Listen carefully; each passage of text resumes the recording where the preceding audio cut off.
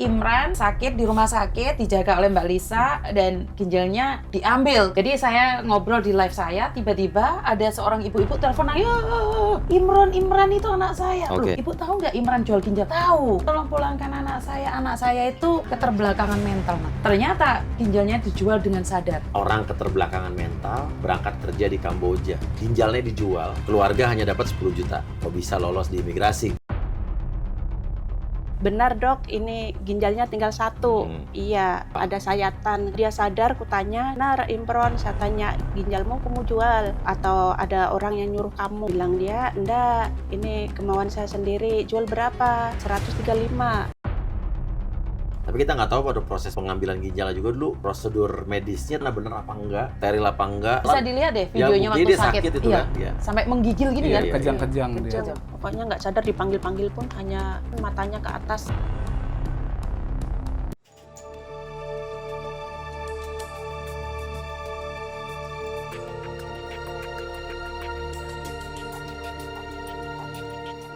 Seorang warga negara Indonesia di Kamboja menjual ginjalnya 135 juta, tapi dia tidak menerima uang sepeser pun. 5 juta diambil calonnya, orang Indonesia yang di Kamboja. 10 juta dikirim ke keluarganya, cuma 10 juta doang berarti yang dikirim ke keluarganya. Yang sisanya dibawa kabur. Oke, ketemu lagi bersama saya Uya Kuya, sekaligus juga anggota DPR RI Komisi 9 dari fraksi PAN Partai Amanat Nasional di LBU Lembaga Bantuan Uya. Oke, ada Miss Yuni. Halo Miss. Halo. Ada Evan juga. Halo. Dan ini ada siapa ini? Lisa. Lisa ini apa nih, lulusan Kamboja juga? Iya, lulusan Kamboja. Lulusan Yang Kamboja. jaga Imron waktu di rumah sakit. Kerja apa kamu dulu di Kamboja? Scammer. Scammer, nipu Iya. orang ya? Iya, Berapa disitu lama itu. kamu nipu orang itu? 7 bulan, tapi kadang kerja, kadang enggak. Oke. Iya. Terus? Terus Yang ditawarin kerja di sana siapa yang nawarin? dari sosial media. Sosial media? Iya. Apa Facebook, Iya, Telegram? dari Facebook. Dari Bilangnya Facebook. apa? Dicari? Saya nggak tahu kalau kerjaan di sana tuh scammer. Yakin? Nggak tahu? Iya, nggak tahu karena saya nggak bisa komputer.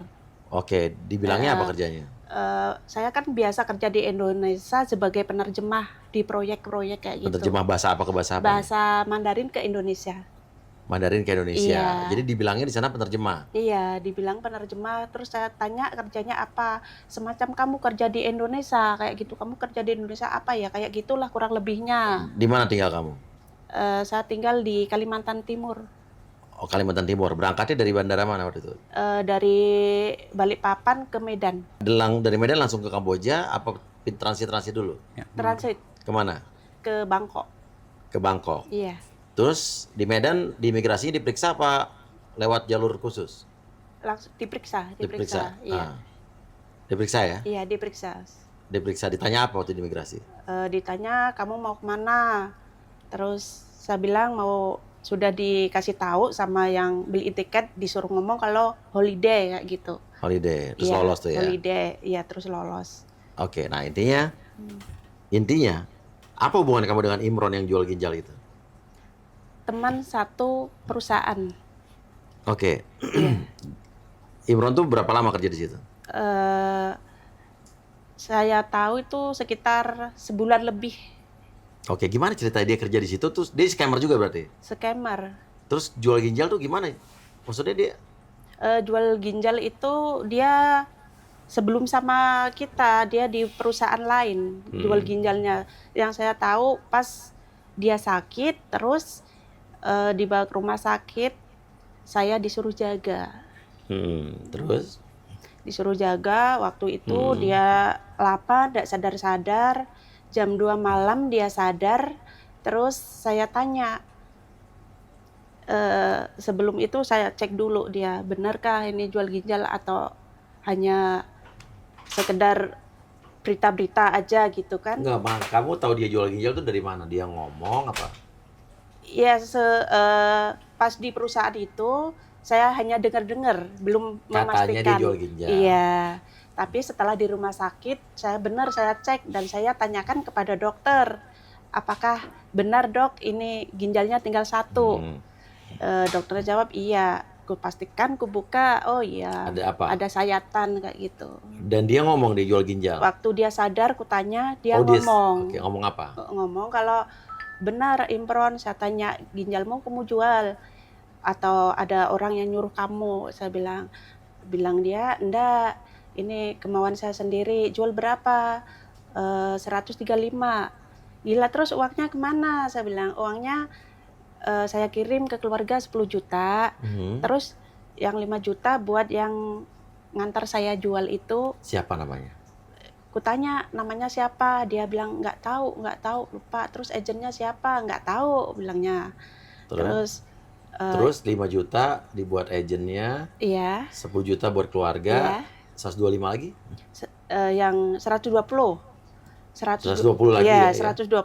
Kutanya, terus yang 120 di mana? Habisnya di mana? Kena tipu. Kena tipu tuh maksudnya dia Kena nggak tipu. dibayarin apa? Bilangnya dari HP, kayak semacam kena scam juga. Oh, jadi uangnya sebetulnya dibayarin, dia dapat 120 itu, Iya. cuman dia kena scam, kena Kena tipu. scam, iya. Kerja dia nipu, Iya. tapi kena tipu. Iya.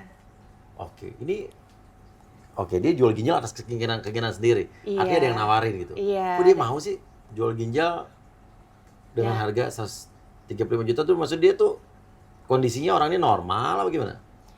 Ya, Bisa berpikir normal apa? kalau di sana aku tanya-tanya kayak kurang jelas gitu anaknya. Agak-agak kurang jelas. Terus waktu sudah sampai Indonesia ternyata keluarganya ada yang bilang kalau memang dia ya benar korak gitu. Maksudnya gimana? Gini, Gimana, Miss? jadi ceritanya itu gini. Kan kita berbicara tentang Imran. Imran, Saya taunya ya. Imran, ternyata nama aslinya Imron. Iya. Jadi waktu itu kita sering ngobrol ya tentang Iya. Imran ini, nggak ada yang nanggepin. Setelah itu Mbak Nisa pulang ke Nisa. Indonesia. Mbak Lisa pulang Indonesia, saya sama Evan sama Mbak Lisa jemput. Akhirnya saya buat kata-kata yang dimana Imran itu dijual ginjalnya. Tapi waktu itu saya nggak tahu kalau dijual dengan sadar, saya nggak tahu. Jadi saya ngobrol di live saya, tiba-tiba ada seorang ibu-ibu telepon, ayo, ada apa ibu, ada apa? Itu anak saya loh. Yang anak ibu yang mana? Imran itu anak saya. Loh, Oke. itu ibunya kerja di Taiwan. Taiwan loh. Oke. Jadi terus dia bilang, PMI berada di Taiwan. BMI Taiwan. Terus saya tanya, oh ibu itu, terus mereka berdua ada di HP juga. Terus mereka bilang, Miss Juni, Imran itu jual ginjal dengan sadar loh. Loh, kok Kaget. gini? Kaget saya. Saya langsung nanya sama ibu tahu nggak Imran jual ginjal? Tahu. Oh, keluarganya tahu. Keluarganya Oke. tahu. Dan habis itu saya, kenapa ibu biarkan? Miss Juni tolong pulangkan anak saya. Anak saya itu maaf. Keterbelakangan mental, Mas Uya. Oke, pengakuan ibunya. Ibunya sendiri yang ngomong. Ibunya sendiri. Kita sendiri nggak tahu karena pas live, saya posisi live, ibunya ngomong kayak gitu. Dan ibunya tidak berhenti nangis, sebentar menangis, sebentar diam. Saya kan jadi bingung nih. Apakah benar ibunya? Akhirnya surat-suratnya, Tapi foto-fotonya. ibunya sendiri bilang dia keterbelakangan mental. Iya. Ibunya sendiri Oke, yang sebentar, saya potong. Waktu kamu jagain Imron, dia ada kecenderungan keterbelakangan mental apa normal? Apa itu? Keterbelakangan mental. Kayak apa Memang contohnya? Gitu. Contohnya dia kalau diajak ngomong kurang nyambung, terus ngeyelan kayak gitu. Kok bisa lolos ke Ngeyel. Kamboja ya? Ya, itu. Oke, lanjut, Miss, lanjut. Ya, setelah ibunya bercerita, otomatis kan saya koordinasi dengan pemerintah karena waktu itu kita nggak mencari ibunya Imran, kita nggak mencari ibunya ya, kita nggak Iya. mencari keluarganya. Yang kita tahu alamatnya mana? Indramayu. Indramayu. Saya cuma Indramayu. bilang Imran sakit di rumah sakit, dijaga oleh Mbak Lisa dan ginjalnya diambil karena kita nggak tahu informasi jelas. Mereka juga nggak ngomong sama saya, tapi pas ibunya ngomong, saya tanyakan sama ibunya tahu. Dan ternyata ginjalnya dijual dengan sadar. Dan anehnya Mas Uya, hari ini saya telepon Dubes Kamboja. Dan mereka bilang, Miss Juni tahu nggak kalau Imran itu kita interview dan Imran bilang dengan sadar menjual ginjalnya. Kan bingung saya jadinya. Pertanyaan saya, ini anak kenapa bisa lolos di imigrasi Mas Uya? Di Indonesianya kan? Iya, di Indonesianya. Ini Iya. pertanyaan saya karena gini loh. Dulu ibu saya itu mau keluar negeri aja banyak sekali pertanyaan, tiket lah, uang. Jadi orang keluar negeri itu kalau orang yang benar-benar mau keluar negeri, di kacamata orang-orang imigrasi itu miskin gitu loh. Jadi orang Indonesia yang mau keluar negeri itu miskin. Tetapi kenapa mereka-mereka itu yang notabene keterbelakangan mental itu bisa lolos? Dan satu lagi Mas Uya, ternyata itu nggak dijual 135 juta. Evan yang tahu ini, saya nggak tahu kalau yang itu. Iya. Gimana, Evan? Itu kebetulan kemarin aku dapat ada yang kontak dan dia tuh pernah satu kantor gitu lah, satu tempat kerja dengan si Imron. Nah, dia tuh cerita kalau Imron itu sebetulnya jual ginjal 200 juta. Jadi yang 60 sekian itu sudah diambil sama si calo atau perantara dia ke penjualan itu. Yang 5 juta dia kasih ke orang yang nganter lagi. Tinggal 135. Nah, yang 10-nya dia kirim ke Indonesia. 125. Sisanya itu dia tuh kalau nggak salah waktu itu sempat kayak beli online gitu, beli belanja online dari sosial media lah gitu kan. Entah beli motor, entah beli apa. Nah, dari situ uang dia yang sisanya tuh habis. Jadi kena tipu nggak sebetulnya? Kena tipu, kena scam. Kena scam. Iya. Dan soal keterbelakangan, kalau kita lihat dari videonya, waktu dia datang ke KBRI kan dia sempat kirim video kalau dia ngasih tahu udah di KBRI. Dari cara dia berbicara tuh memang kelihatannya nggak beda, nggak kayak orang-orang normal biasa, Mas. Boleh kita tayangin ya? Iya. Assalamualaikum Ibu, sekarang aku udah di KBRI, mau pulang ke Indo, lagi buat pengaduan dulu.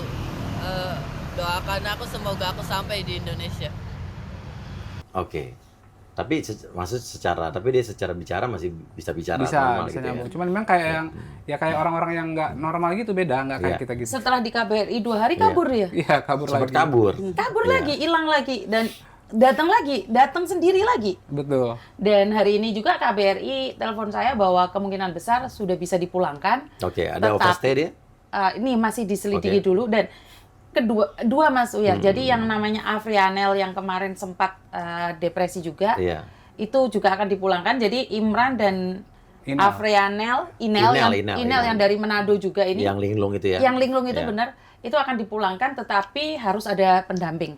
Iya, karena dianggap tidak normal ya. Betul, tidak Maksudnya layak tidak untuk terbang sendiri. Iya, terbang sendiri. Oke. Takutnya transit atau ada apa-apa Iya. kan mereka bisa hilang. Dan saya tadi sudah bilang sama Pak Dubes untuk saya yang akan membiayai Iya, iya. kepulangan Oke. mereka berdua plus pendampingnya. Jadi 4 Oke. orang. Oke, thank you, Miss. Oke, jadi Inel dan Imron akan pulang. Sekarang kondisinya Imron ini ginjalnya tinggal 1, tapi kita nggak tahu pada proses pengambilan ginjalnya juga dulu prosedur medisnya tuh gimana, bener apa enggak, steril apa enggak, ya kan? Betul. Waktu Bisa sakit jadi itu asal-asalan. bisa dilihat deh Ya, videonya buktinya waktu dia sakit itu Iya. kan, iya. Sampai menggigil gini Iya, kan. iya. Kejang-kejang dia. Kejang nggak sadar, Iya. pokoknya nggak sadar, dipanggil-panggil pun hanya kayak hilang kesadaran, matanya ke atas. Orang keterbelakangan mental berangkat kerja di Kamboja, menjual ginjalnya dijual, ya kan? Keluarga hanya dapat 10 juta. Betul. Iya, iya. Kok bisa lolos di imigrasi? Itu pertanyaannya. Mungkin pakai Mungkin jalur ada VIP. karena kan ada VIP lain, Mas. Mungkin- VIP lain itu kan saya udah denger dari berapa tahun yang lalu ya. Saya penasaran, emang masih ada sekarang? Ada, Mas, karena waktu Iya. kita berangkat, aku ya, mungkin kalau Kalisa nggak tahu, waktu aku berangkat pun dulu sempat pakai VIP lain. Kamu ke Kamboja ya? Iya, jadi kan waktu itu kita berangkat tuh nggak lolos kan, dipanggil lah ke dalam satu ruangan gitu. Nanti di ruangan itu kita difoto sama petugas, tapi memang dia pakai baju biasa. Difoto, terus habis itu dia nggak tahu dia teleponan sama siapa. Nggak lama itu dalam hitungan menit kita udah boleh lewat. Lolos langsung nggak pakai wawancara apapun. Lolos nggak pakai wawancara Iya, apapun? langsung lewat. Tidak wawancara apapun? Jadi Tidak. bener dilewatin aja? Betul. Jadi habis Oke. dari ruangan itu dia foto, entah dia teleponan sama siapa, habis itu kita disuruh lewat. Dan itu di Bandara Soekarno-Hatta? Iya, di Soekarno-Hatta. Terminal berapa itu? Terminal 2, Naik pesawat apa itu? AirAsia. AirAsia? Iya. Dan pada sampai menuju ke depan loket imigrasi itu kamu ditemenin nggak? Enggak sih, kita tinggal begitu lepas dari itu udah kita lolos aja. Oh, jadi sebelumnya difoto dulu? Iya. Sebentar. Dicap nggak paspormu? Lupa ya, kayaknya dicap deh. Lupa Apa soalnya. passwordnya dikumpulin dulu? Iya, dipegang dulu sama mereka. Nah, Diambil dulu paspornya. Waktu itu kan ada beberapa orang berangkat. Jadi paspor kita rombongan tuh diambil dulu sama dia. Berarti kan tidak perlu dicap, Mas. Sementara kalau orang normal, bisa jadi dicap duluan. iya, maksud Iya saya kan? kan nggak bisa dong. Iya. Nggak bisa Harusnya dong. orang ini depan loket. Iya dong. Iya. Atau ngelewat autogate kan? Iya. Betul. Tapi autogate aja, saya kemarin berapa kali Nggak ke lolos luar saya. negeri autogate akhirnya masih ke kanan gitu. Iya, nggak bisa saya. Iya, iya, Saya pribadi aja nggak bisa lewat Iya, autogate iya, gitu loh. iya, iya. Jadi artinya adalah mereka itu setelah nggak bisa lolos nih, masuk di ruangan, Di foto. difoto, selesai. Bisa lolos langsung tanpa Langsung wawancara. lewat Iya. tanpa wawancara, tanpa cop. Berarti kan Oh. paspor mereka udah dikumpulin, dicop dulu, dikembalikan lewat. Ngalah-ngalahin. VIP dong, Presiden, presiden iya, dong. iya, iya. Presiden ngalah-ngalahin Iya, presiden. iya. Padahal presiden aja pakai Oke. paspor Dan Iya, dan paspor diplomatik ya maksudnya. Ya. Betul. Nah intinya gini, ini kan yang kita pertanyakan kan, kok banyak sekarang kan banyak kasus-kasus yang bekerja ilegal di luar, terutama Kamboja yang akhirnya bermasalah, mereka nggak bisa pulang dan lain sebagainya. Tapi kan ini kan jadi PR besar kan. Betul. Mereka PR-nya adalah yang harus diselesaikan, kok bisa, ya kan? Segitu banyaknya orang lolos-lolos ke sana.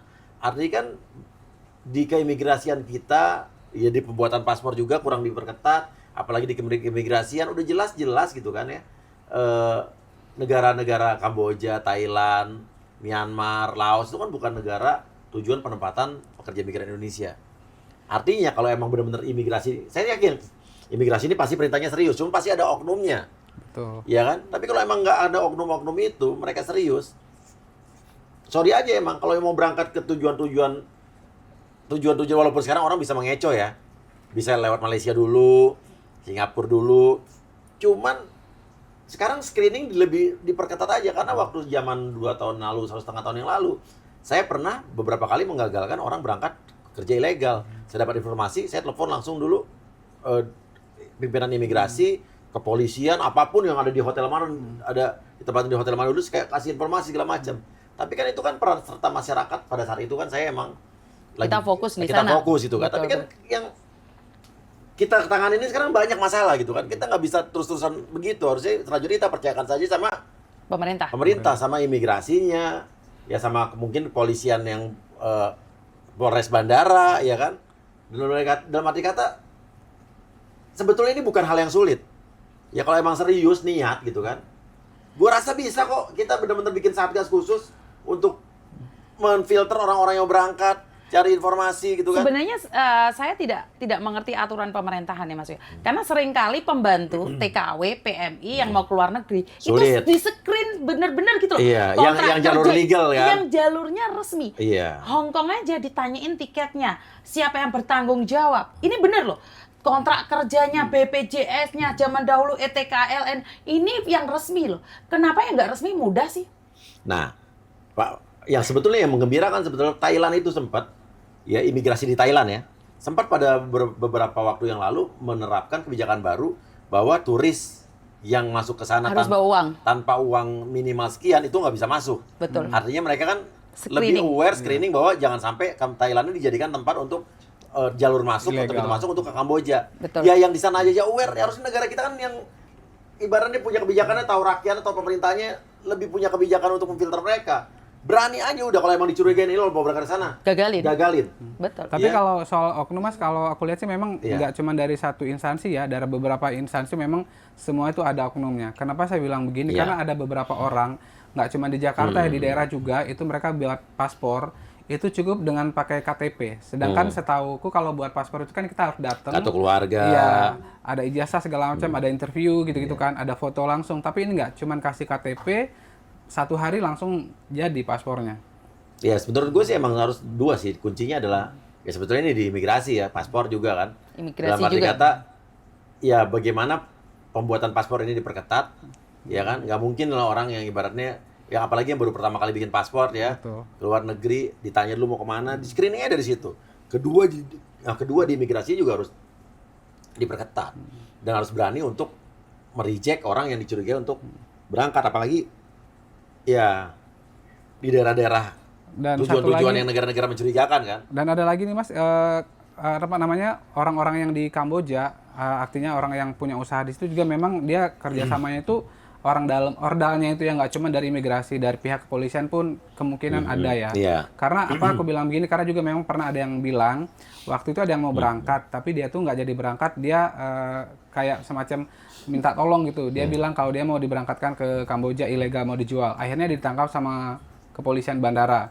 Nah, habis itu bos mereka yang di Kamboja, dia telepon ke kepolisian ini, kenapa kok orang saya ditangkap, gitu kan. Padahal dia sendiri minta perlindungan Ya. bahwa dia nggak mau diberangkatin. Iya, akhirnya polisinya bilang, saya bukan nangkap, saya hanya jalan ke tugas karena dia, apa namanya, dia yang nggak mau diberangkatkan, dia yang istilahnya tuh berteriak di bandara kalau dia mau dijual ke Kamboja. Iya, Kalau iya. dia nggak ditangkap, otomatis kena kan si polisnya gitu. Iya. Jadi itulah karena dia ditangkap sama polisi. Gitu. Jadi Iya. intinya kan nggak cuma dari imigrasi, dari pihak-pihak lain pun ada oknumnya. Gitu. Iya. Oke, dan akhirnya gimana kalau kamu bisa pulang? Saya bisa pulang gara-gara jaga Imron itu dan saya kabur dari rumah sakit maksudnya. Oke, kabur Iya. terus paspor kamu kan ditahan company Iya. kan? Terus? Kabur tanpa bawa apa-apa, baju yang nempel di badan aja lah. Terus waktu itu saya punya kenalan orang yang di rumah makan. Saya telepon dia, saya minta tolong bahwa saya ini kabur dari rumah sakit. Karena kalau sudah di dalam saya nggak bisa keluar. Terus ditolonglah sama dia. Terus kamu punya uang? Ditanya. Kebetulan saya nggak ada uang. Karena uang saya hilang juga, sempat hilang, dicuri, nggak tahu di mana itu hilangnya, di dalam perusahaan atau di rumah sakit itu. Oke, akhirnya kamu pulang, kamu overstay nggak? Overstay. Berapa lama? Kalau visanya hidup. Oh, visa hidup. Oh, Visa jadi ada hidup. visa kerjanya. Ada visa. Jadi ya. tidak harus bayar denda. Tidak harus bayar denda. Jadi cuma bayar tiket pulang hanya aja. beli tiket ya. Oke, pulang aja Ya, langsung. ya, proses untuk pulang. Sebetulnya Kalisa Iya. ini udah sering hubungin Miss Uni, dia DM Iya, Miss Uni, cuman Iya. karena Miss Uni kan DM-nya rame, Banyak dia lah, nggak iya, respon. iya, iya. Akhirnya pas Kalau nonton DM TikTok aku, udah 10.000 iya. ya kan? Akhirnya pas DM aku langsung respon, langsung Iya. tuh aku minta tolong sama Miss Uni. Cerita. Oke, Gitu, akhirnya terus pulang lah kemarin waktu Sempat 2 minggu lalu ya. dipekerjakan Iya. di rumah makan. Oh, sama yang punya rumah makan itu. Sempat dikerjakan 1 bulan Iya. karena tidak ada uang buat pegangan untuk di Hmm. KBRI. Iya, iya. Dan dulu Mas Uya, Kalisa ini dulu kalau nggak salah Kalisa berangkat pertama itu ke Myanmar ya. Ke Myanmar Lewat ya. jalurnya itu dari agen orang Medan. Medan. Boleh disebut nggak, Miss? Boleh loh. Agennya itu dulu yang belikan dia tiket itu namanya Boru Manurung. Nah, si Boru Manurung ini kerjasama dengan salah satu translator juga, agen juga, yang di Kamboja stay, yang biasa dia itu pakai nama HR Ayu, HR Ara, HR Xiaomi. Betul kan, Kalisa? Ya di Myanmar. Dia Myanmar, Myanmar. Oh, kerja scam juga. ya. Scam. Kan juga. Oke, terus bisa ke Kamboja? Pertama datang saya ke Myanmar. Ke Kamboja karena saya di Myanmar karena saya sempat video-video tempat kerjanya mungkin ketahuan sama perusahaan lain dan HP saya disita, dikasih tahu bos saya, terus saya dipulangkan karena kamu di situ sudah banyak yang ngancam kamu sebaiknya pergi dari tempat ini saja. Dipulangkan ke Indonesia. Mau Kamboja. dipulangkan, terus saya kan nggak ada uang, diantar sampai Bangkok waktu itu Mas Kuya. Terus Paspor dikasih tapi. paspor dikasih, terus saya cari cara karena saya kerja di situ itu belum tahu kalau itu scammer atau gimana, masih penasaran lah ibaratnya kayak gitu. Terus saya cari lagi di sosial media, telepon-telepon, kenal orang, terus diarahkan ke Kamboja, kenal agen kayak gitu, yang di Kamu Facebook, lewat Facebook. penipunya gimana sih? Di scam kamu tuh apa? Caranya apa? Di penipuan, modus penipuan ini? Pertama Facebook, Jadi Facebook kenalan dulu. Iya, Kamu sebagai Facebook. perempuan, sebagai laki nih? perempuan, Sebagai perempuan. Fotonya cewek cakep gitu? cewek-cewek cakep, Masih ada nggak fotonya kayak gimana dulu? nggak ada. Oke. Terus ngerayu gitu? Iya, disuruh Nawarin apa? ngerayu. Nawarin apa? Diajak bisnis. Bisnis apa? Modelnya modusnya Bisnis gimana? kayak semacam TikTok, ada TikTok Shop, ada Oh, kerja paruh waktu. kayak apa itu trading penukaran. Coba ceritain gimana biar orang tahu nih modus penipuan ini. Pertama kita kenalan dulu, ngajak kenalan, minta nomor WA. Jadi Terus korbannya cowok lah ya. Cowok, korbannya Iya. cowok. Terus minta nomor WA, kita pendekatan dulu. Kalau sudah deket, Penawaran bisnisnya gimana coba langsung? biar tertarik orangnya itu, kita kan cewek cantik, kita ajak pacaran. Oke. Ngomongnya gitu, halo. Gitu. Iya. Gimana? Ah, sayang gitu. Iya kayak iya kayak dirayu-rayu gitu, semacam orang pacaran. Terus Terus kalau sudah tertarik baru kita ajak bisnis. apa bisnisnya? Kayak di TikTok Shop atau semacam penukaran mata uang kayak gitu. Oke, orangnya harus masukin uang dulu. Iya. Kayak gitu, terus dipancing. Pertama itu dipancing Dikasih hasil. untung dulu. Iya, Dikasih untung dulu. Misalnya dia Iya. masukin berapa awalnya? Kan dikit dulu kan. Iya, misalkan 1,5 Juta. Iya, 1,5 juta. Dikasih untung berapa? Dikasih sekitar 2 juta lebih. Oh, jadi untung gopek lebih. Dibalikin duitnya tuh jadi 2 juta. Iya, dibalikin awalnya. dulu awalnya. Oh, jadi kalau ada modus penipuan gitu kita ikut sekali aja ya. Udah untung cabut, cari lagi. Jadi korban yang mencari Nggak korban. mungkin, ya? nggak mungkin Nggak Mas Uya. ya? Nggak mungkin. Karena gini, ini hal yang tidak mungkin secara logika. iya. Seseorang ingin mendapatkan bisnis dan menghasilkan besar. Itu manusiawi. Iya, pasti dia nafsu lagi kan. Nafsu lagi. Kenapa? lagi. Karena mereka pakai insting manusia tamak. Jadi manusia Iya, semakin diberi. itu kan yang tamak. Kalau kita kan yang udah lebih pintar dari manusia tamak nih. Kalau yang manusia kita nggak usah tamak. tamak-tamak ya kan, dapat gope udah gitu. Karena itu saya bilang, orang yang tertipu adalah orang yang tamak, Yang rakus. yang ya. serakah. Iya. Kenapa? Bukan haknya dia, pakai logika. Naruh 1,5 juta dapat 2 juta, nggak mungkin. Iya. Hitung-hitungan tuyul pun nggak mungkin. Iya benar. Jadi manusia karena- normal ya. Karena manusia normal pun nggak berpikir seperti itu. Kalau memang uang bisa kayak gitu, Mas Uya, kita itu punya banyak tuyul gitu loh. Kenapa kita nggak nyuruh tuyul itu cari uang buat Ya, Indonesia? tapi bayar eranya orang-orang Indonesia banyak orang-orang yang bodoh kena tipu. Iya. Berarti dia ini termasuk orang pinter ya, bisa nipu orang. Iya, tetapi kan itu bukan cara kita Iya. gitu loh. Iya. Makanya saya bilang nggak ada kepuasan, nggak ada. Kamu akan tersiksa, Mas Uya. Karena gini, Nah.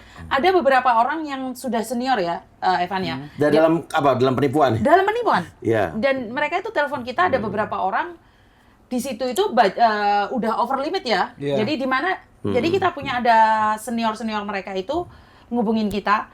Dia nggak pernah disiksa, nggak pernah dipukul karena mereka Capai target. mencapai target.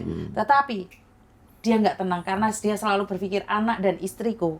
Ya, makan aku uang kasih haram makan lah. uang haram. Iya. Tapi dia nggak bisa lepas karena semakin bagus di perusahaan, harga Semakin kepalanya dipertahankan. semakin mahal. Iya. Jadi nggak ada ketenangan. Kamu Ya, pas dia mau pulang pasti akan dihargain kepalanya gede. ya betul. kan? Dan kalaupun kamu tidak capai target, kamu diserang, dipukul atau di apapun.